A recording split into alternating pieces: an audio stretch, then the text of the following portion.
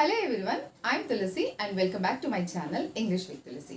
Tense సిరీస్లో భాగంగా ఈరోజు మనము పాస్ట్ పర్ఫెక్ట్ టెన్స్ గురించి డిస్కస్ చేద్దాం. పాస్ట్ పర్ఫెక్ట్ టెన్స్ ఏ ఏరియాస్లో యూజ్ చేస్తాము, ఫార్ములా ఏంటి, కీవర్డ్స్ ఏంటి, ఎగ్జాంపుల్స్తో పాటు ఈ టెన్స్ని డిస్కస్ చేద్దాం. So moving to the meaning, past perfect tense గతంలో ఖచ్చితంగా జరిగిన పనిని గురించి మనం డిస్కస్ చేస్తుంటే అది పాస్ట్ పర్ఫెక్ట్ టెన్స్గా కన్సిడర్ చేయాలి. ఈ టెన్స్ని రెండు ఏరియాస్లో మనం యూజ్ చేస్తాం. First one, an action that happen before a certain time in past. పాస్ట్లో ఒక ఖచ్చితమైన సమయంలో కంప్లీట్ అయిపోయిన పనిని గురించి మనం డిస్కస్ చేస్తే దానిని పాస్ట్ పర్ఫెక్ట్ టెన్స్ అంటారు. Moving to second usage, when there are two actions in a single sentence.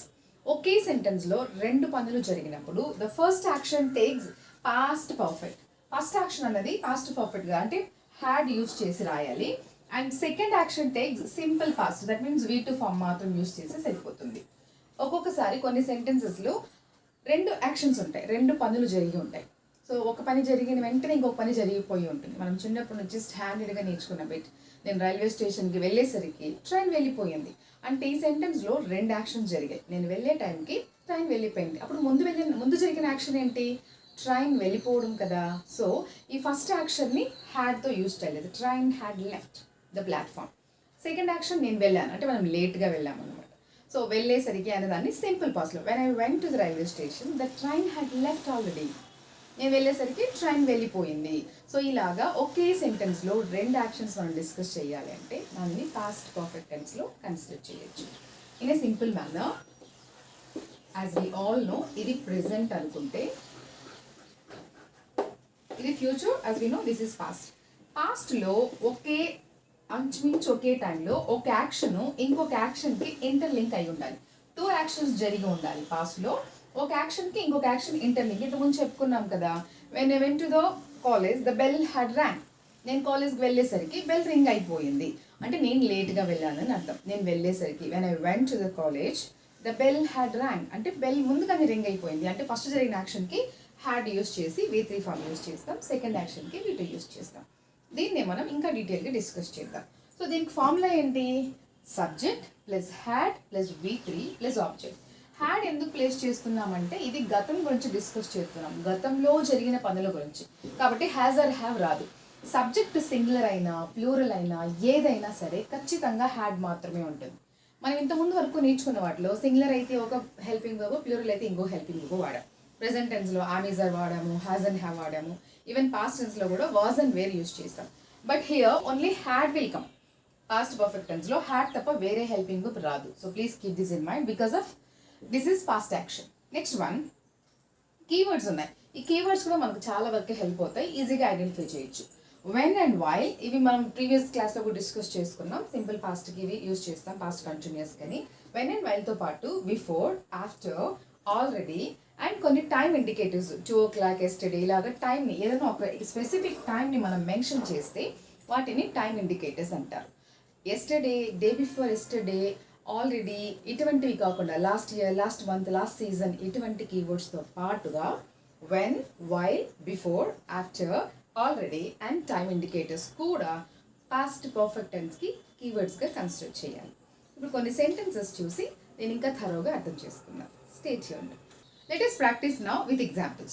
Coming to first one, the officer leave the office before we reach the office. మేము ఆఫీస్కి వెళ్ళేసరికి అక్కడ ఉన్న అతను వెళ్ళిపోయాడు, ఆఫీసర్ వెళ్ళిపోయాడు. So మేము వెళ్ళేసరికి రీచ్ దన్న V2 ఫామ్ ఉంది కదా. సో మనకు ఒకే సెంటెన్స్లో టూ యాక్షన్స్ జరిగిన ఎగ్జాంపుల్స్ అన్ని పిక్ చేసుకున్నాము. Let's discuss this. ఇంకొక యాక్షన్స్ మళ్ళీ డిస్కస్ చేద్దాం. క్లియర్? సో రీచ్ దన్న V2 ఫామ్ ఉంది అంటే ఒక సెంటెన్స్లో రెండు యాక్షన్స్ సైమల్టేనియస్గా రెండు యాక్షన్స్ ఒకే సెంటెన్స్లో జరిగినప్పుడు సెకండ్ యాక్షన్ని సింపుల్ పాస్ట్లో ప్లేస్ చేయాలనుకున్నాం కదా. ఆఫీసర్ వెళ్ళిపోవడం అన్నది ఫస్ట్ యాక్షన్. ఆయన వెళ్ళిపోయిన తర్వాత మేము వెళ్ళాము, వి రీచ్డ్ అని చెప్పారు కదా. మేము వెళ్ళేసరికి ఆయన వెళ్ళిపోయాడు అంటే ఎవరు వెళ్ళడం ఫస్ట్ జరిగింది? ఆఫీసర్ వెళ్ళడం ఫస్ట్ జరిగింది. కాబట్టి దానిని పాస్ట్ పర్ఫెక్ట్లో యూజ్ చేయాలి. Past perfect formula subject plus had plus V3 plus object discuss చేసుకున్నాం కదా. సో ద ఆఫీసర్ హ్యాడ్, ఇక్కడ సింగులరా ప్లూరలా ఏం కాన్స్టిట్యూట్ చేయాల్సిన అవసరం లేదు. పాస్ట్ పర్ఫెక్ట్లో హ్యాడ్ మాత్రమే వస్తుంది హెల్పింగ్ వర్బ్. లీవ్కి V3 form left. The officer had left the office before we reached the so called place. మేము వెళ్ళేసరికి ఆయన వెళ్ళిపోయాడు. And next one, when the mother reached home the child sleep. Mother వాళ్ళ ఇంటికి వెళ్ళేసరికి ఆ అమ్మాయి నిద్రపోయింది కంప్లీట్గా నిద్రపోయింది, నిద్రలోకి జారుకునింది. వెన్ ద మదర్ రీచ్, మళ్ళీ ఇక్కడ కూడా మనకు V2 ఫామ్ ఉంది కదా. సో అంటే వాళ్ళ అమ్మ ఇంటికి వెళ్ళేసరికి అమ్మాయి నిద్రపోయింది కంప్లీట్గా. యాక్షన్ జరిగిపోయింది అంటే అమ్మాయి నిద్రపోయిన తర్వాత వాళ్ళ మదర్ వచ్చింది. We have to understand this clear. So second యాక్షన్ని సింపుల్ పాస్ట్ ఫామ్లో యూజ్ చేయాలి. అండ్ ఫస్ట్ యాక్షన్ని past perfect. The child had, స్లీప్కి V3 form slept. The child has slept. Next one, the thief dash escape by the time police arrived. పోలీసులు వచ్చేసరికి దొంగలు అక్కడ నుంచి తప్పించుకునేశారు. అంటే దొంగలు తప్పించుకోవడం అన్నది ఫస్ట్ యాక్షన్, పోలీసులు రావడం అన్నది second action.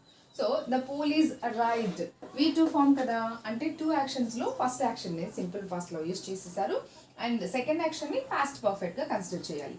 The thief had escape V3 form escaped.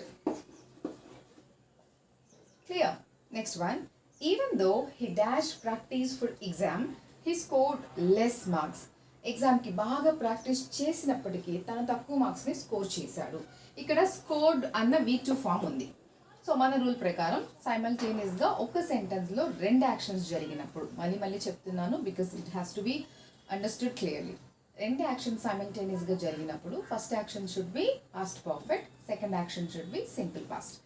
తక్కువ మార్కులు స్కోర్ చేయడం అన్నది సెకండ్ యాక్షన్. బాగా చదివాడు యాక్చువల్లీ అతను, అది ఫస్ట్ యాక్షన్. కాబట్టి even though he had practised,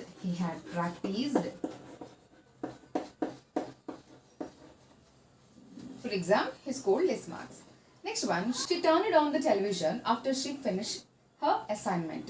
So turned V2 form undi. So next action ni mana first action ni she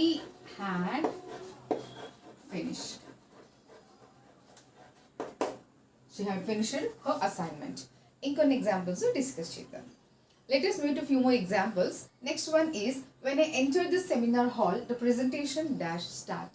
నేను సెమినార్ హాల్కి వెళ్ళేసరికి ప్రెజెంటేషన్ స్టార్ట్ అయిపోయింది. అంటే ఫస్ట్ ప్రెజెంటేషన్ స్టార్ట్ అయ్యింది, తర్వాత మనం వెళ్ళామని అర్థం.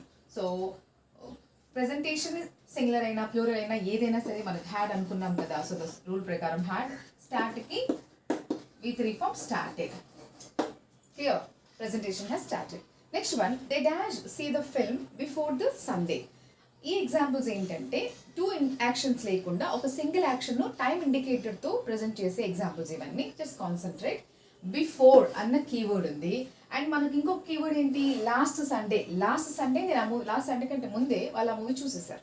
So they had seek V3 form, they had seen the film or that film before last Sunday కంటే ముందే వాళ్ళు ఆ మూవీని చూసేసారు. పని కంప్లీట్ అయిపోయింది, past perfect. Next one, she dash complete her homework before 8 o'clock. 8 o'clock today అని mention చేయలేదు కదా. సో ఇలాంటి సెంటెన్సెస్ కొంచెం కన్ఫ్యూజ్ అవుతారు జనరల్గా. ఈ రోజు యాక్షనా లేదా పాస్ట్ యాక్షన్ అని ఫ్యూచర్ ఇండికేట్ చేసే విల్ ఫామ్ ఎక్కడ లేదు. రేపు అని చెప్పడానికి టైం అక్కడ ఇండికేషన్ లేదు. ప్రస్తుతం అని చెప్పడానికి కూడా టుడే అనే ఇండికేషన్ ఏమి లేదు. మోర్ ఓవర్ మన కీవర్డ్ అయినా బిఫోర్ అన్న కీవర్డ్ మనం మాట్లాడుకున్నాం కదా. సో బిఫోర్ అన్న కీవర్డ్ ఉంది కాబట్టి ఇది పాస్ట్ టెన్స్.